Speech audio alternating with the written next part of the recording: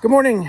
This is Tim from Four Hounds Homestead, and this morning we're going to be going through and trimming some fire blight out of our pear tree.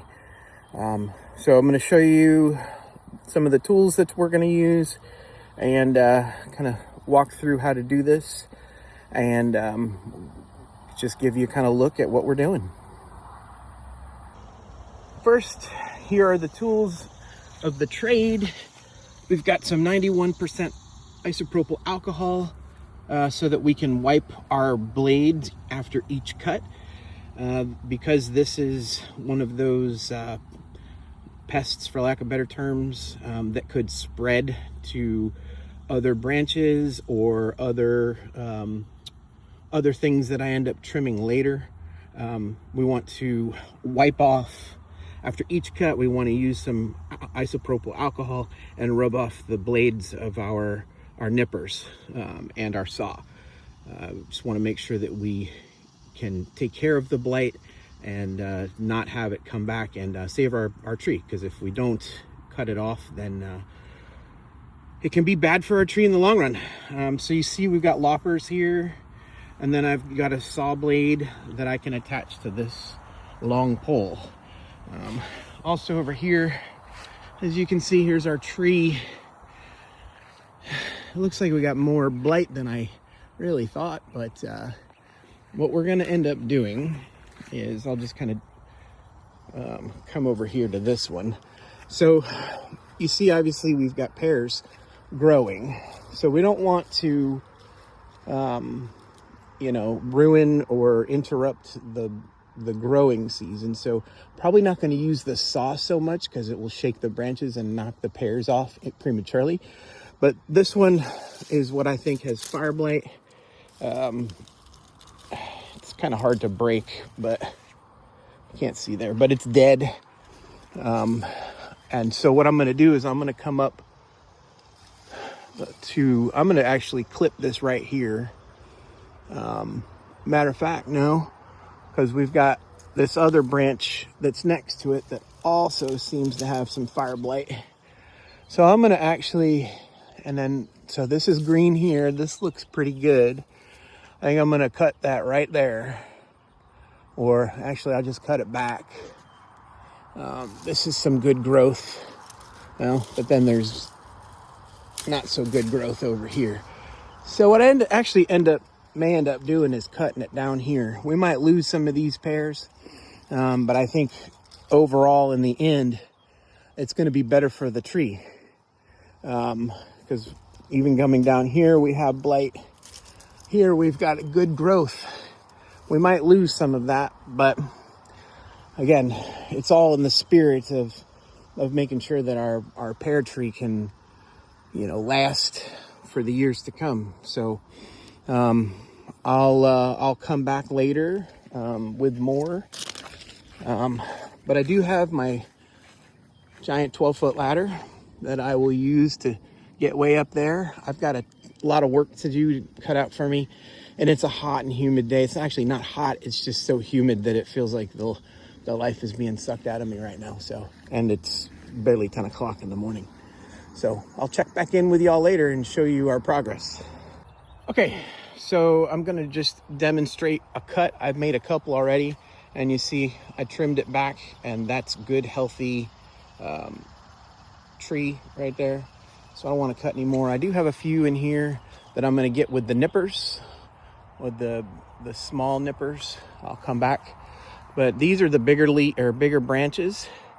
And so to start out, I'm just going to come up to about right there where my finger is trying to point. I'm going to cut right here and see what we get. And then I'll show that to you in just a minute. Now I made that cut, and you can see that it looks like that this is dead or dying and may have that blight in there, compared to this cut that I made here. And you see how much lighter and healthy this wood looks compared to this one right here. So this tells me that I'm gonna need to try to cut a little higher, despite, well, you see that the blight is starting to run up this one too. So this, I think this whole branch is gonna have to come down, and it's over here too, which tells me that maybe if I come down to here, but then if I look over here at this one, this also has it, and this comes down to this joint right here. So I may actually just want to come all the way down here and cut this whole thing down, and let it start over, which is a little bit sad, but it's better to do that than to continue to fight the blight. I just made a pun or a rhyme. We'll be back.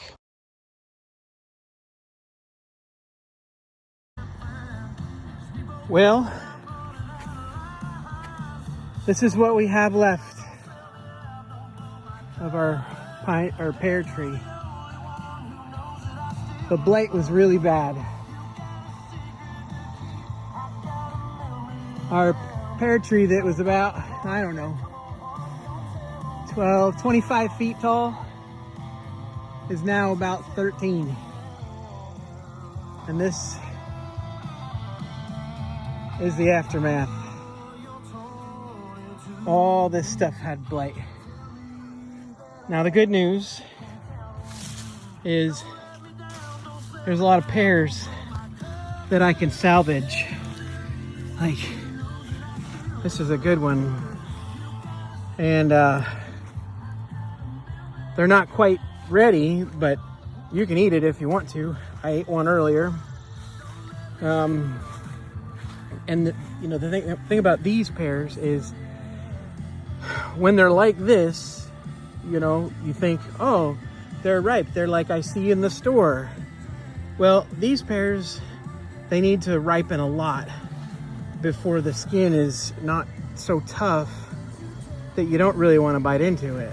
But once you get through, the skin is delicious. So I'm just gonna have one real quick because the fruit of my labor. Yeah, I could cry right now. I do want to take a moment and take a shout out to my good friend who owns Iron Volt. He's a fantastic electrician. He services all of North Carolina, but he lives in the Raleigh area. So if you need any electrical work, please reach out to me, or I will post their website or how to get a hold of them in the comments. But here's to knocking down, or almost knocking down, a pear tree.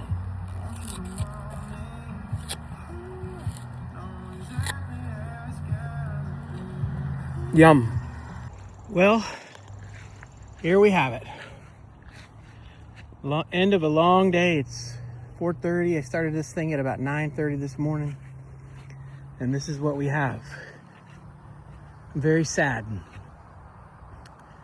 Like I said, we went from about a 30-foot tall tree to about a 15-foot tall tree.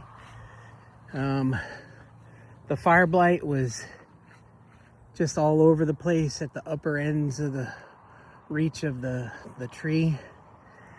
And so I made the decision to just top it. I half thought about just cutting her down, but I couldn't do it.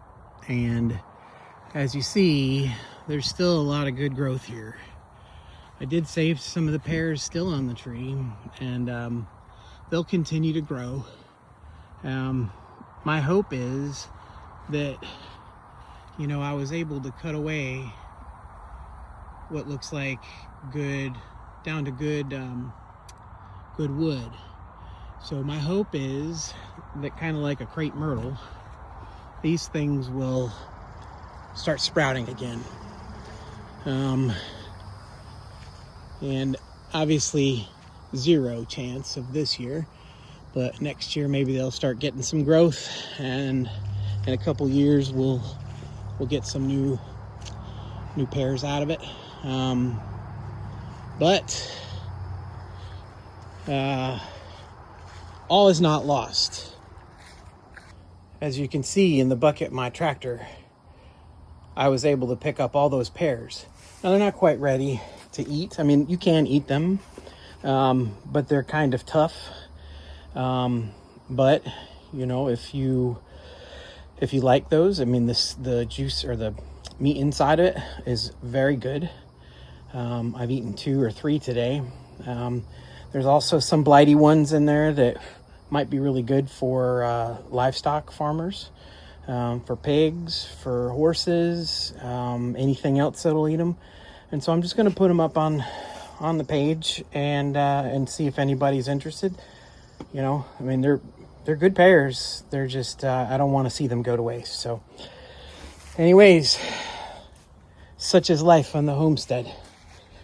If you like this content, please go ahead and subscribe, ring the bell, give us a shout out, what have you, and share with your friends and tell them to do the same thing.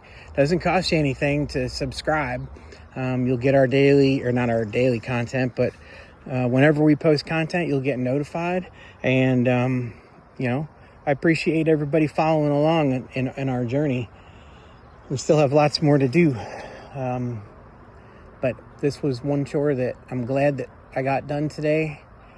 And now I'm going to pick up the rest of these leaves and I'm going to put them in the burn pit. And then I'm going to go inside and I'm going to sit down because I'm tired and sweaty. So have a great day, everybody. Thanks for tuning in.